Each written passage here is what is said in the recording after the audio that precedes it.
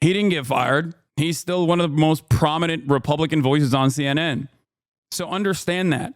This is what I mean when I say Islamophobia is so pervasive and so permissible. It's just like the most normalized form of bigotry.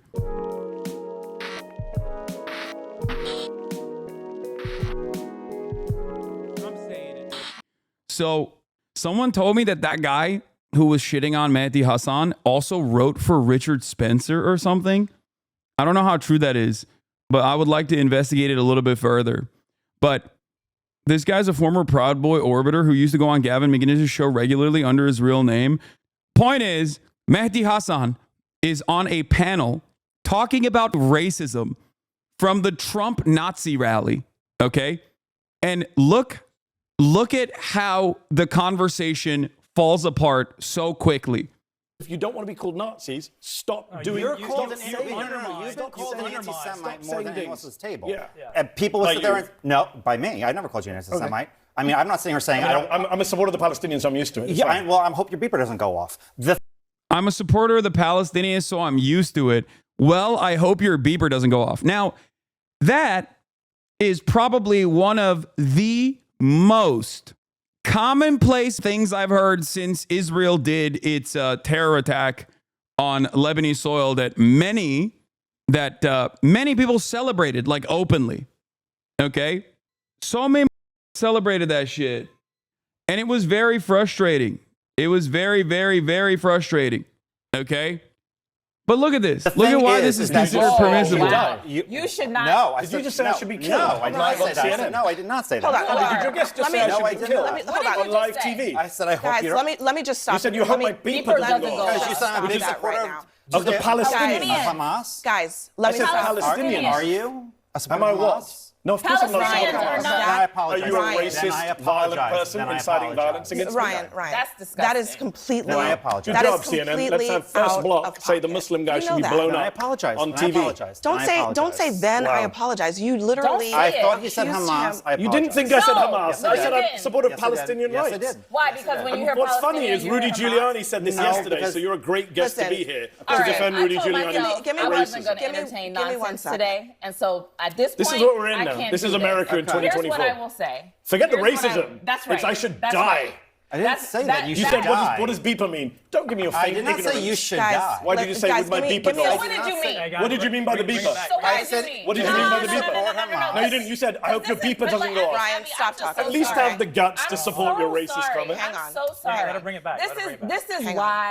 This is why yesterday's rally was disgusting. Don't call us Nazis, but I'm going to threaten the brown guy as a terrorist and kill him. Because I didn't ever say Donald Trump was Hitler. But do you know who stood on a stage yesterday and said, I want to come to the Nazi rally? I don't have to make up words and call you something. You're saying it for yourself. And what you just said Kamala right Harris here, is a pimp. apologize. Now, there's something going on here that you have to understand. He is a Republican. He is like a Republican guy doing this. So now liberals will say, wow, like this is unacceptable. The problem is liberals have also kind of played a role in normalizing this kind of sentiment. Like it's not that shocking when you have Biden's State Department anti-Semitism czar Deborah Lipstadt saying this exact same joke basically on a panel. After October 7th, there was a feeling around the world that Israel is weaker. And in the you want a beeper? Like that's the thing. Like this is something that like people can be super callous about. This is something that people can like very openly be super callous about. And there are many other instances where directly on CNN, people have done this sort of shit. And you know, I think it's like Reddit and Twitter breaching containment for sure. But beyond that, it's good that there is like at least some level of pushback. Okay. Is that a slur? I've never heard that word before. What do you mean, beeper? No, it's not a slur. It's just basically saying like you will be extrajudiciously assassinated by the state of Israel. That's what you're saying. When you make that joke, when you say like, oh, wow, your beeper is running, which many people did about Rashida Tlaib as well.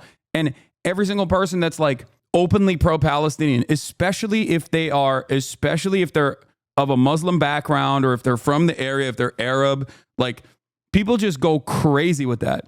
Every single Arab and Muslim content creator that is pro-Palestine has received those jokes a million times over. I don't know how many people we have banned in the aftermath of Israel exploding 2,000 pagers, killing a bunch of like first responders, killing a 9-year-old girl, and many others. Like, it's so incredibly commonplace. It's just, that's it. And that's the reason why I think this person is like very, that's the reason why this person is like very cool, calm, and collected. And dare I say, shocked when people call him out. When he realizes, oh, this is hostile. Look, did you just say I should die? You should not. No, Did you just say I should be killed? No, I did not say that. No, I did not. Yeah, look at his face. Like, look at his face when he realizes, like, the moment that he realizes, like, like, he's having a little panic moment. I'm glad that there's a little bit of pushback at this point, but I think that, you know, part of the reason why they're doing it is because it's gotten so completely out of hand. The other clip of this joke got ha-has. This time, not so much. But then on Twitter, he's trying to play this off as a joke, of course. Yeah. I don't think it's just Twitter, Reddit and Twitter. Rich Lowry, him, Tony Hinchcliffe, and everyone that's part of the MAGA movement all say this stuff behind closed doors and are waiting for Trump to get elected for this kind of talk to become normalized. This kind of talk is normalized especially against Arabs and Muslims. What do you mean? I can give you a million examples of this shit. Former TV booker explains that this is a major issue for network TV. CNN just removed a far-right panelist for a racist remark as progressive commentator Mehdi Hasan. This was the right decision, but as a former TV booker, what happened is a part of a much bigger problem. Before going independent, I used to be a producer on The Hill. Like all mainstream media shows, we were constantly trying to have a balanced panel discussion. But we always had a problem. It was very difficult to find Republicans who weren't crazy. Frequently, my colleagues would book right-wing commentators, and as someone who'd come out of conservative media, I often had to review them before they were put on air. More than a few times, people who were alt-right activists were booked before I removed them. Other times, we couldn't find anyone who was actually qualified to talk about the news of the day in a non-frothing manner. We had people offered who had made racist remarks, people who had stalked women, etc. The Republican media, meanwhile, made zero attempts at balance. We also had several commentators who expressed Christian supremacist ideas, which meant, of course, that they couldn't possibly add anything useful to Israel or Islam. This is what happened to the very long-suffering Abby Phillips tonight. The biggest beneficiaries of affirmative action in media are Republican commentators. That's true. The MSM are desperate to find anyone who can engage in civil dialogue without filibustering or collapsing into bigoted rants. This is why you often see the same Republicans everywhere. Republican elites have a huge quality problem on their side, but they don't care to do anything about it. That's because they realize that engaging in informational hygiene would shrink their very unstable coalition. They've chosen extremism and never get called on it. And it's true, okay? And especially when it comes to like Israel stuff, especially when it comes to Israel-Palestine related shit, liberals say the same exact unhinged things as well. Look at Bill Maher. Bill Maher says stuff like this on a regular basis. Congresspersons make these same jokes. Like, look at this. This is a representative. Say self-defense what Israel did with the pagers and how the walkie-talkie. Now that's a Republican. Okay? That's a Republican. They killed an 8-year-old and an 11-year-old. Do you have your pagers on you? John Fetterman, on the other hand, is also defending the pager attacks in like non-hostile media environments. Okay? Just so you understand, like the very same people that are outraged right now because a Republican said that joke directly to Mehdi Hasan's face are the same people that made those exact same jokes. The most revealing part of this train wreck was that this twerp's sniveling cowardice. He makes 2 rapid-fire, nasty, racist, disingenuous remarks, and then when he gets called on it, he goes for, "Oh, I'm so sorry, I misunderstood you." Was totally clear who this guy was from his Twitter feed. Okay? Is it possible that Hezbollah just bought new Tesla pagers? I mean, I guess that's more of a joke on Tesla than it is about the pager attacks killing civilians, to be like unimaginably and endlessly charitable to that specific person. It's not the exact same kind of joke, in my opinion. But yeah, that interview Fetterman gave was crazy because he was called lying twice in less than a minute. Yeah, do you guys have the Fetterman interview as well, where he like justifies the death of a 9-year-old, which is insane? Oh, here it is. Once again, would love to understand where your affinity with the state of Israel actually comes from. Can you explain its origin to me? Yes. Well, I mean, I can't say that there is an origin.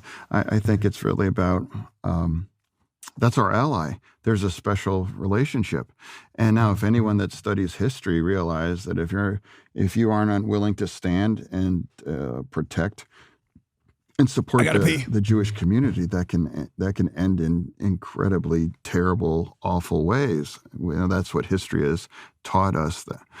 And now to anybody that doesn't follow the history and not even aware of a lot of it, like err on the side of democracy.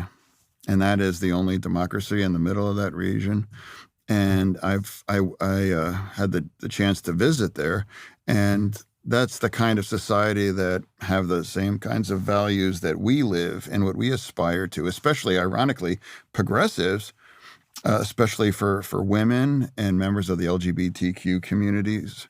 And that's why for me, it's an easy choice through this. I am curious if on that trip you made to Israel, if you went to the West Bank at all and met any Palestinians there. I didn't go to the West. I didn't. And then, so I didn't have unlimited time to see all the things that I wish I could. But I would love to go back. But I guess what I'm asking is if you've tried to understand the other side of this conflict. Well, I've talked to a lot of people. I would visit and I would discuss members of the Arab and Muslim from Pennsylvania. I would have open dialogue. I entertain that. I would be happy to really understand the other side. And I've been unable to, other than it's like, hey, if we can just stop fighting and attacking Israel, that's going to make the quality of life for anyone in that region to start to get better. As you mentioned, you visited Israel for the first time in June. You met with Israel's Prime Minister, Benjamin Netanyahu, who thanked you for your courage and your support of Israel. How do you see his leadership during this conflict? Yeah, I thought it was really curious that Democrats felt like they needed to politically to criticize Israel, but that would be difficult. So they found that, well, we're going to just focus on Netanyahu. And you can think he's a bad leader or a bad person or anything, but that happens to be the democratically leader of Israel. Oh, God, he's so bad. Here. I just want to bring it back to your state, though, because you have gotten criticism from both Muslim groups and pro-peace Jewish groups. Last month, the Philadelphia and Pittsburgh chapters of the Council on American Islamic Relations, they issued a joint statement where they condemned you for saying that you loved Israel's pager attacks targeting Hezbollah in Lebanon. I do. Absolutely. Well, they said when our elected officials start condoning the civilian loss of life, our collective moral compass is irreparably harmed. That's a quote. And indeed, that attack did hurt and maim civilians. It didn't. It was targeted for men. It did. What do you mean it didn't? You can't just wish cast something that didn't happen. How is it any different than the just QAnon weirdos, You're just hallucinating. Members of Hezbollah.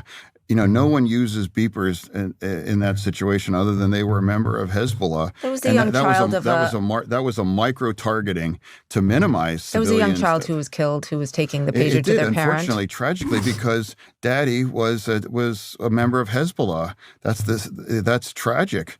He... would you have the same energy if the roles were reversed? If a member of the Knesset of the Likud party that you just criticized, right? Benjamin Netanyahu, just people are criticizing him, whatever.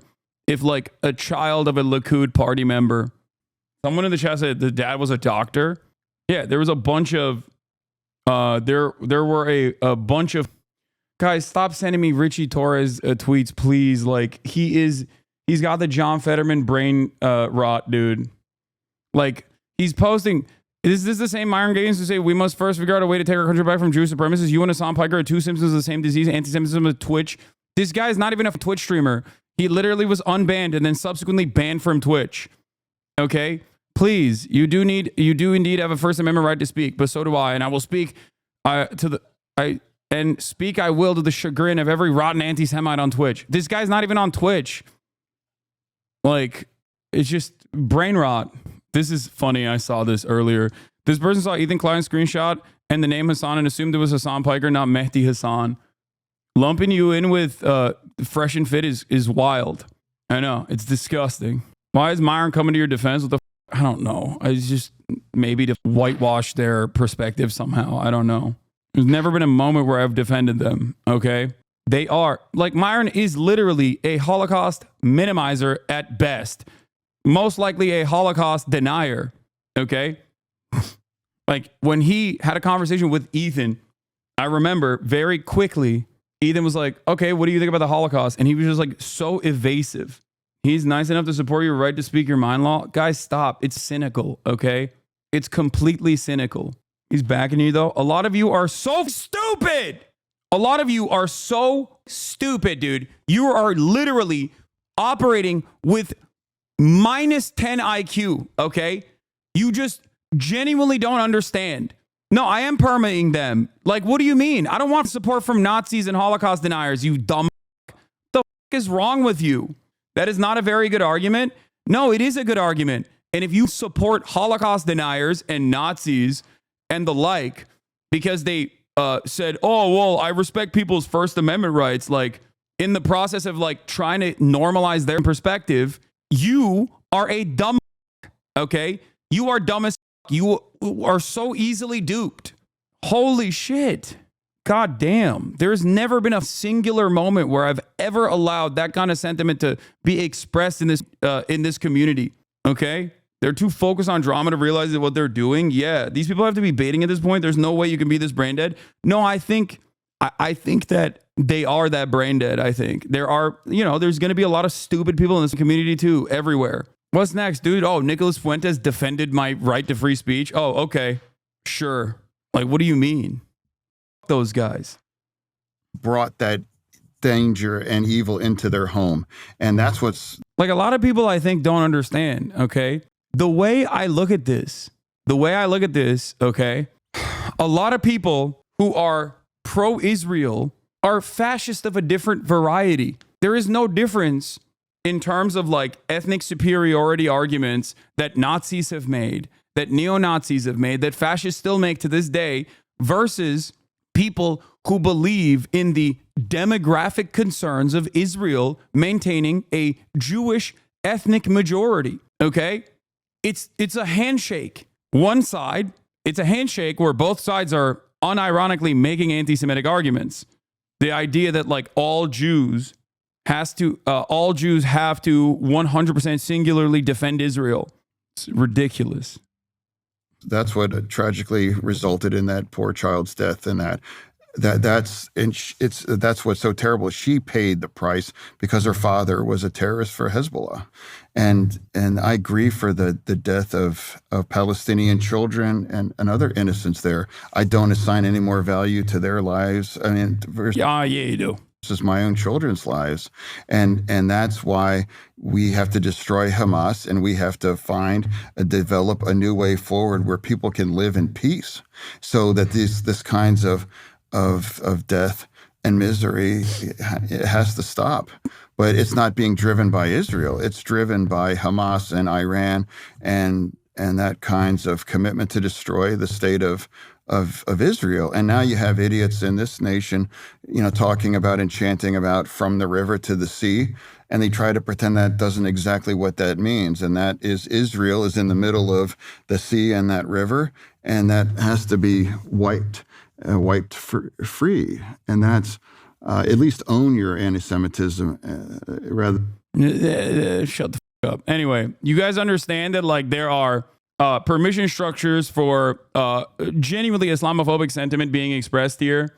And that is part of the reason why the Richard Spencer writer guy thought that he would be able to spew that nonsense comfortably on CNN, especially when CNN has done this.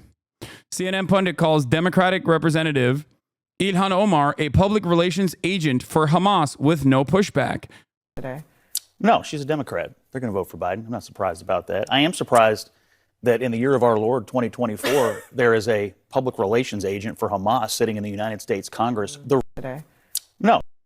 He didn't get fired. He's still one of the most prominent Republican voices on CNN. Okay? So understand that. This is what I mean when I say Islamophobia is so pervasive and so permissible. Okay?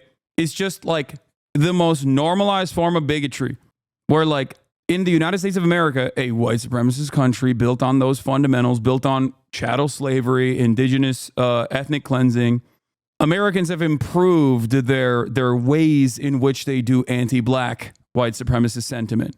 Okay? So much so that even if someone is like a die-in-the-wool racist, there are certain things that they hear where they're like, oh, that's a bridge too far for me. Wouldn't go that far. You know, you could have a guy with like the identical politics of a Klansman who will still turn around and go, oh, saying the N-word with a hard R, well, that's a little bit much. Whereas Islamophobia and its social conditioning and it's like the propagandizing of Islamophobia is relatively new. It's a relatively new target. It's relatively new in comparison to like the inception of the American state revolving around anti-black white supremacy. So there is no masquerading. You can be like, no, these guys are all jihadis. They're all terrorists. They're all terrorists that need to be killed. That type of shit is not only pervasive, but totally accepted. This is a fact all over the Western world. Yes. Will this sort of sentiment be normalized even if Kamala wins? Yes. Kamala Harris will come out with a statement, just like Barack Obama did every now and then, about like how Islamophobia is really scary and people shouldn't do it. And then everyone will turn around and be like, she loves Muslims. She's a jihadi herself. It already is. Kamala Harris is currently the vice president. Joe Biden is currently the president. It's currently pervasive. It's currently accepted. Anyway, the mainstream media needs to stop platforming dishonest and bigoted Republicans. America needs to hear what the far right thinks, but we don't need to hear their bigotry and trolling. Reporters can present these views and their significance. We don't need these bigots. Until CNN and other outlets return to the regular standards, they're going to keep having their right-wing commentators engage in self-destructive acts. Remember the imploding of Jeffrey Lord, Ed Martin, and Corey Lewandowski? These people keep horribly tarnishing the CNN brand. The hard reality is that Republicans are so far from center that they cannot engage in civil debate. The viewers would be better served by ending the right-wing food fights. We also don't need fictitious Republicans who lie constantly either, like Ronna McDaniel. CNN's Republican chief executives clearly are behind these recent Republican affirmative action hires. They suppose that having more right-wing droogs on air will get Republicans to flip away from Fox, but this will never work. For every Fox bot tuning in, they lose 2 disgusted viewers. And just closing on the root of Ryan Jerdusky, he is a full-on racist and radical Christian supremacist who has written for racist activist Richard Spencer, a Nazi, an out-and-about Nazi.